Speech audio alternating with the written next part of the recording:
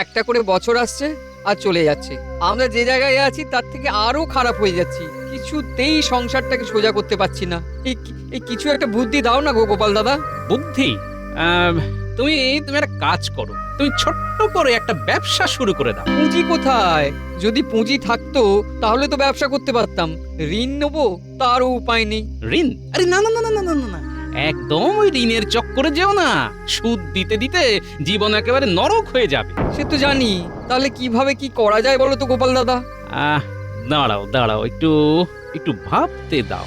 কাল একবার মহারাজের কাছে এই কথাটা তুলবো, বুঝলে? দেখি মহারাজ কি বলেন। তাহলে আজ উঠি গোপাল দাদা। কাল এসো, মহারাজ কি বললেন সেটা জানাবো।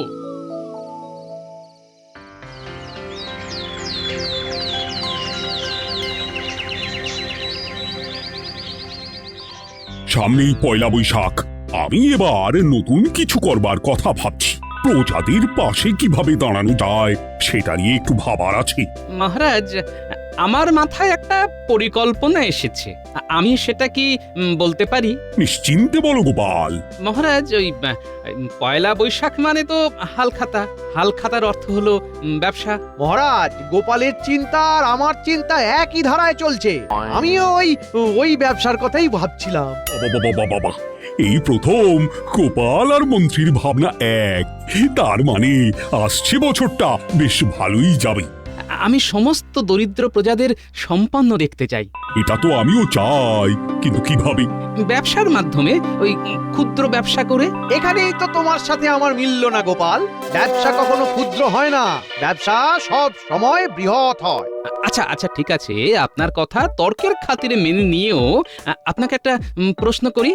মন্ত্রীমশাই, ওই ভোলার ব্যবসাকে আপনি কি বলবেন? ক্ষুদ্র না বৃহৎ? না না, ওটা ক্ষুদ্র, কিন্তু ওটা করে মহারাজের কি লাভ? আমাকে ঠিক মতো বলতে দিন। মন্ত্রী, তোমায় যখন বলতে বলবো তুমি তখন বলবে। এখন তুমি একটু চুপ করো। না না গোপাল, বলো বলো বলো। হ্যাঁ মহারাজ, আমি চাইছি রাজ্যের অর্থ সাহায্যে গরিব প্রজারা ক্ষুদ্র ব্যবসা করে সম্পন্ন হোক। এটা তো বেশ ভালো ভেবেছি। এর থেকে তো আমার কিছু আমদানি হবে। ধরুন ধরুন কেউ সবজি চাষ করলো, সেই সবজি সরাসরি মহারাজ ন্যায্য মূল্যে কিনে নিলেন এবং মহারাজের সবজি ভান্ডার থেকে বিক্রয় হলো অল্প লাভ রেখে। বাহ বাহ গোপাল, তুমি তো খুব ভালো ভেবেছো। নাও নাও নাও, আমি রাজি। মহারাজ, পরিকল্পনাটা খুব ভালো। গোপাল, তুমি খুব ভালো ভেবেছো, বুঝলে? মহারাজ, খাজাঞ্চিকে নির্দেশ দিন, কাল থেকে আমার ঘর থেকে অর্থ বন্টন করা হবে। প্রত্যেক জনের 50 মোহর। মহারাজ, আমার কথা এখনো। গোপাল, তুমি যা ভেবেছো সত্যি অসাধারণ। এখন মহারাজ আর আমার প্রধান কাজ এই প্রয়াসটাকে সুন্দরভাবে সম্পন্ন করা। কি মহারাজ? নিশ্চয়ই, কাজ শুরু করে দাও। আমি ঘোষককে পুরো বিষয়টা ঘোষণা করতে আদেশ দিচ্ছি। আমার এই সাহায্য যেন আমার দরিদ্র প্রজাদের সম্পন্ন করে, তারা যেন নিজের পায়ে দাঁড়িয়ে স্বয়ং সম্পূর্ণ হয়ে ওঠে। গোপালকে এই ব্যাপারে একেবারে মাথা মারতে দেব না। গোপালকে এই ব্যাপারটা থেকে একটু দূরে রাখতে হবে। মহারাজ, পয়লা বৈশাখের দিন হালখাতা পুজোর দিনে খাওয়া দাওয়া আনন্দ অনুষ্ঠান হবে, তার দায়িত্ব গোপালের ওপর দেওয়া হোক। ঠিক বলেছ গোপাল, সেদিন হালখাতা পুজো উপলক্ষে খাওয়া দাওয়া হবে, তার পুরো দায়িত্ব আমি তোমাকে দিলাম। হাতে আর সময় নেই, তুমি কাল থেকেই লেগে পড়ো। ঠিক আছে মহারাজ, আপনার যা ইচ্ছে।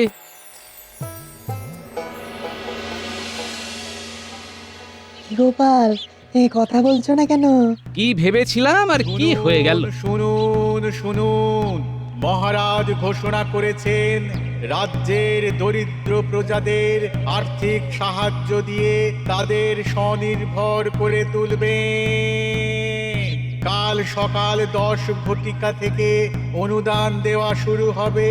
সকাল সকাল মন্ত্রী মশাইয়ের ঘরে যোগাযোগ করুন। শুনুন গোপাল, তুমি লাগালে তীর আর সেই তীর ধনুতে লাগিয়ে মন্ত্রী খাবেন ক্ষীর। মন্ত্রী ঠিক ভেবে নিয়েছেন উনি কি করে এখান থেকে অর্থ উপার্জন করবেন। সেটা তো বুঝতে পেরেছি, উনি নিজের দিকে ঝোল টেনে নিয়েছেন আর তোমাকে সরাবার জন্য পয়লা বৈশাখের পুজো আর খাওয়া দাওয়ার মতো গুরুত্বহীন কাজে ঠেলে দিলেন। আমার আর কিছু করার থাকলো না। তাহলে কি হবে? হ্যাঁ, এমনি করে মন্ত্রী মশাই পার পেয়ে যাবেন? দেখি কি করা যায়, কিছু তো একটা করতেই হবে। চলো যাওয়া যাক।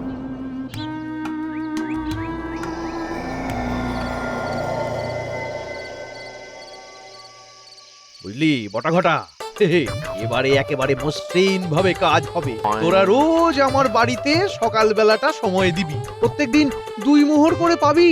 মন্ত্রীমশাই, আমাদের এইরকম ঋণ পাইয়ে দিন না, তাহলে তো একটা স্থায়ী রোজগারের ব্যবস্থা হয়। তোদের মাথায় সত্যি বুদ্ধি নেই। তোদের তো রোজগার নিয়ে কথা, আমার সাথে থাকলে তোদের রোজগার তো হবেই, তার উপর তো উপরি আয় আছে। তোদের তখন ধুলো মুঠি সোনা মুঠি, মুঠো করে মাটি থেকে ধুলো তুলবি, দেখবি সোনা হয়ে গেছে। আপনি যেটা ঠিক করবেন সেটাই ঠিক। আপনি কি আর আমাদের খারাপ চাইবেন? ঘটা ঘটা, যারা গরিব তারা যদি সবাই বড় লোক হয়ে যায় তাহলে বিপদ কাদের? ভালো করে ভেবে উত্তর দে। আপনাদের মতো মন্ত্রীদের এই উত্তর দিতে কি ভাবতে হয় নাকি? আপনি হলেন বাঘ, আর আমরা হলাম শিয়াল। আপনাদের খাওয়া দাওয়া হয়ে গেলে যা পড়ে থাকে সেগুলো খেয়েই আমাদের প্রাণ বাঁচে। তাহলে তোরা তো সবই বুঝিস। গরিব যদি ধনী হয় তাহলে আমাদের সবার ক্ষতি। সুতরাং আমি যেরকম বলবো সেই রকম চলবে। আপনার কথা শিরোধার্য। তাহলে কাল সকালে আমার বাড়িতে চলে আসিস। ঠিক আছে মন্ত্রী মশাই। আমি চললাম, রাতে বাড়ি যাবার আগে একবার মহারাজের সাথে দেখা করে যাব। শোনো, কাল মন্ত্রীমশাইয়ের কাছে যাও, বুঝলে? দেখো কি বলেন।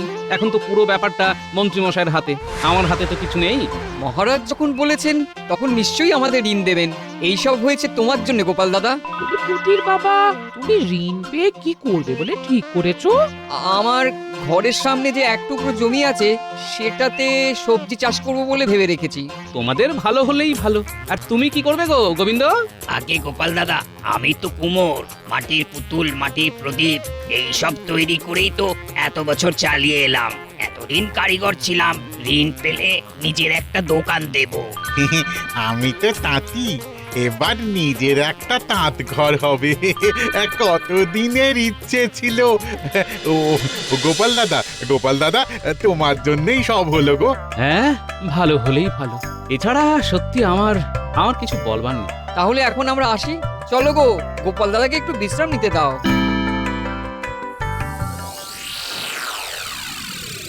আসতে পারি রানীমা? এসো মন্ত্রী এসো, বলো বলো বলো।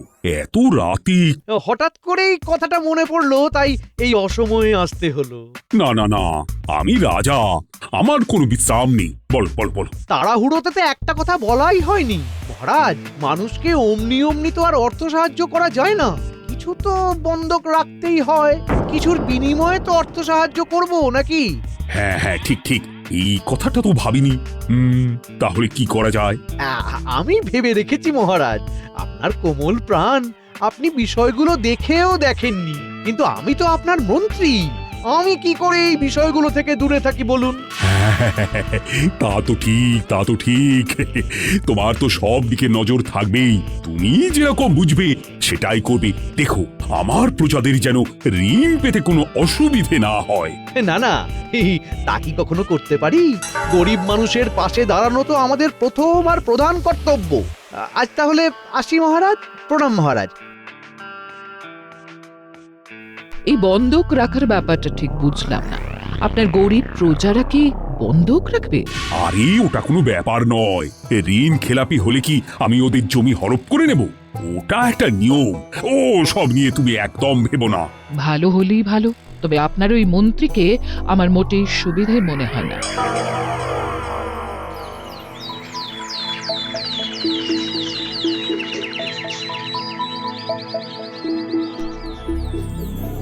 এইখানে টিপছাপ দাও।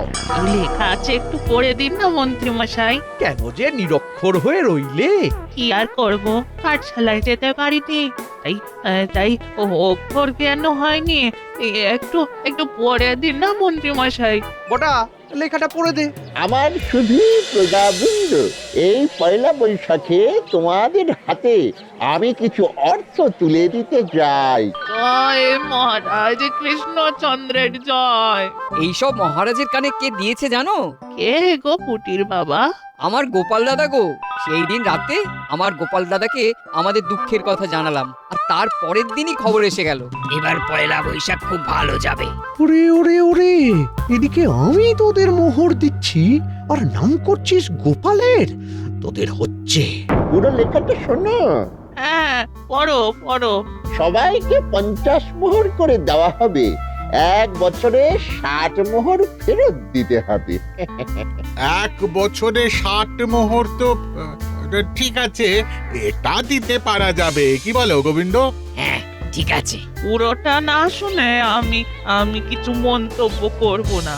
প্রদেয় অর্থের বিনিময়ে বাড়ি বা জমির দলিল বন্ধক রাখতে হবে।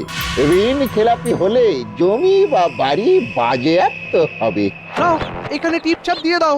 সারা বছর যা আয় হবে তার থেকে আমি ঠিক 60 মোহর দিয়ে দিতে পারবো। আমি সই করব। আগে আমি আমার টিপ ছাপটা দিয়ে নি, তারপর সবাই। আমি সকলের আগে আছি। আজ শুধু এই মহারাজের সই করা কাগজটাই পাবে। মহারাজের এই সই করা কাগজ কাউকে দেখাবে না, এমনকি নিজের খুব প্রিয় মানুষদেরও না। বুঝেছো? বুঝলাম। নাও এসো, টিপছাপ দাও আর কাগজ নিয়ে যাও। একে একে এসো।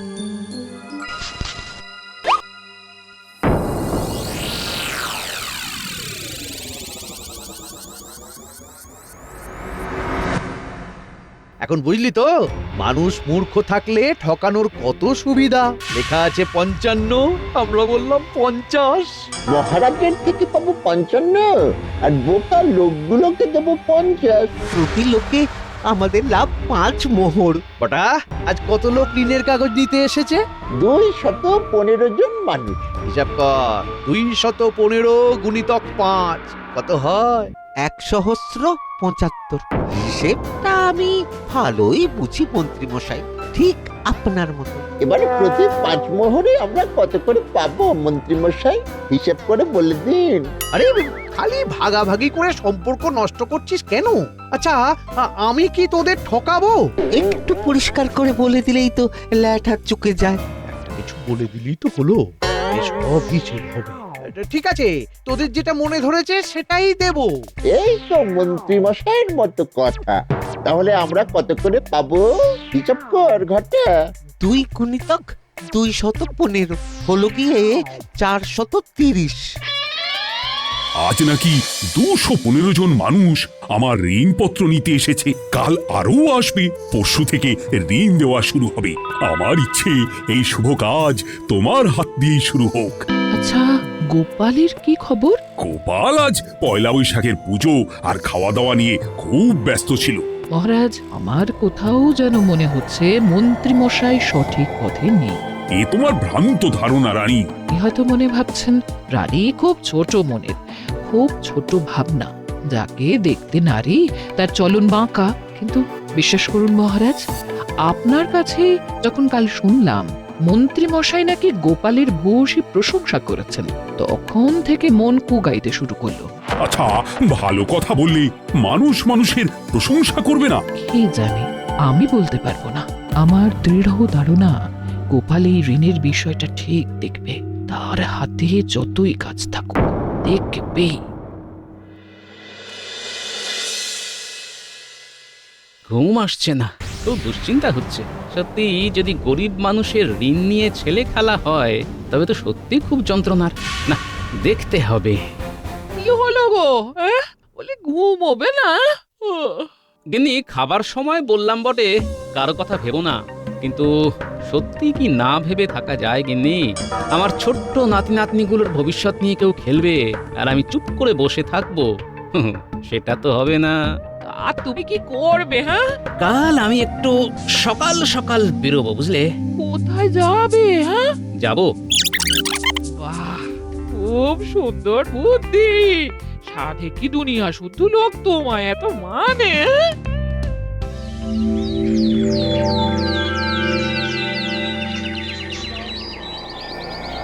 ঋণপত্র দেওয়া হচ্ছে, সবাই লাইনে দাঁড়াও।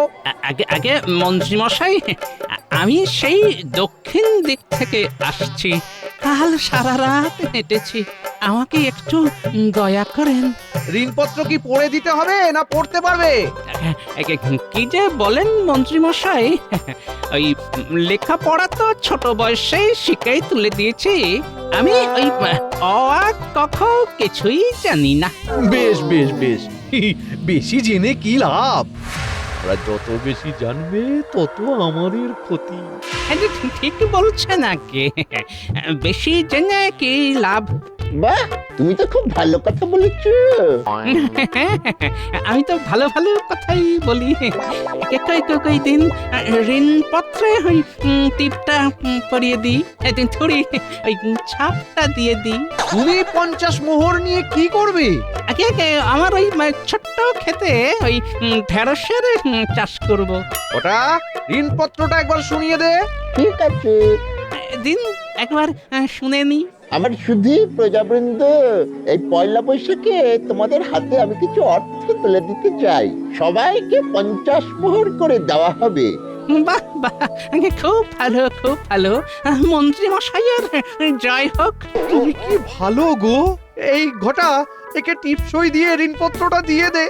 এই যে তুমি এদিকে এসো, এইখানে টিপ ছাপ দাও। এই নাও আমার বড় আঙ্গুল। ব্যাস হয়ে গেল। কাল থেকে ঋণ দেওয়া হবে এখান থেকে। হ্যাঁ, সকাল সকাল চলে আসবে। আহ, কি আনন্দ! ঢেঁড়সে ঢেঁড়সে একেবারে ভরিয়ে দেব। কাল আসবার সময় মনে করে জমি বা বাড়ির দলিলটা নিয়ে আসবে। হ্যাঁ, আর শোনো, এই ঋণপত্র কাউকে দেখাবে না। ঠিক আছে ঠিক আছে, আমি কোনো কাউকে দেখাতে যাব না। নিজের ভালো তো পাগলেও বোঝে। জয় মন্ত্রী মশাইয়ের জয়। দেখ, একজন মানুষ আপনার নামে জয়ধ্বনি দিল, ভাবা যায় না।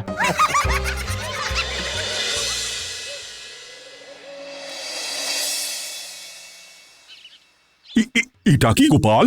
আপনার দেওয়া ঋণপত্র মহারাজ। লেখা আছে 55 কিন্তু বলছে 50। মানেটা বুঝলেন?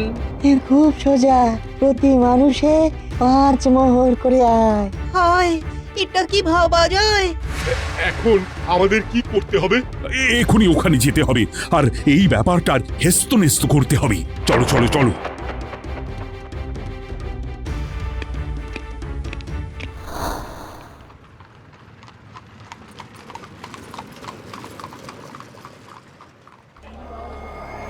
মন্ত্রীমশাই, আজকে সব ঋণপত্র শেষ হয়ে গেল।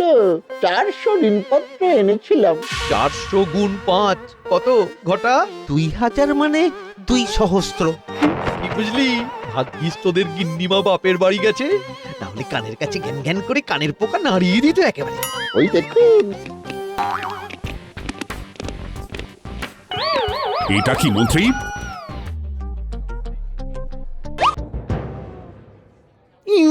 মানে ইয়ে গতিক সুবিধের নয়, পালাতে হবে। পালাচ্ছ কোথায় বটা? সেনাপতি, পালাতে না পারে যেন ঘটা। তার মানে গোপাল ছদ্মবেশে ছিল। হায় রে, হায় হায় হায় হায়।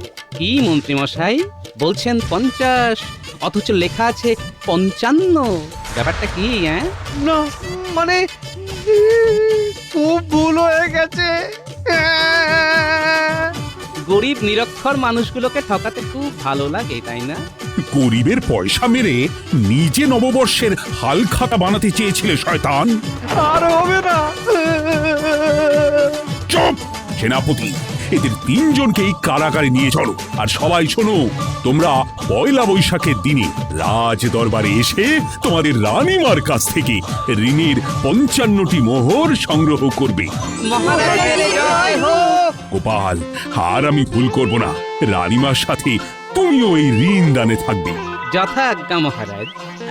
আরেকটা কথা মহারাজ, নিরক্ষরতা অশিক্ষা মানুষকে ক্রমাগত দরিদ্র করে। তাই আমাদের দেশ থেকে নিরক্ষরতা দূর করতে হবে মহারাজ। সবাইকে শিক্ষিত করবার একটা চেষ্টা করতে হবে। সাধু সাধু গোপাল, সাধু। গোপাল, এই বিষয়ে আমরা আলোচনা করব এবং নিরক্ষরতা দূর করব। জয় জয় মহারাজের জয়। জয় মহারাজের জয়।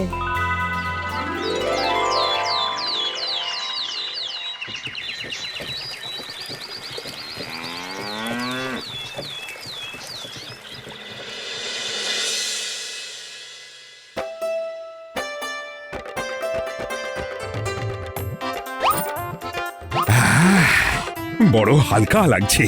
সমস্ত দরিদ্র প্রজাদের হাতে ঋণের অর্থ তুলে দিয়ে মনটা খুব পবিত্র লাগছে। তোমাদের সবাইকে শুভ নববর্ষের শুভেচ্ছা জানাই। শুভ নববর্ষ। শুভ শুভ নববর্ষ। আজ তো বছরের প্রথম দিন। এই একলা বৈশাখে সরি, পয়লা বৈশাখে মহারাজ কখনো একলা নয়। গোপাল ভাঁড় সব সময় মহারাজের পাশেই আছে।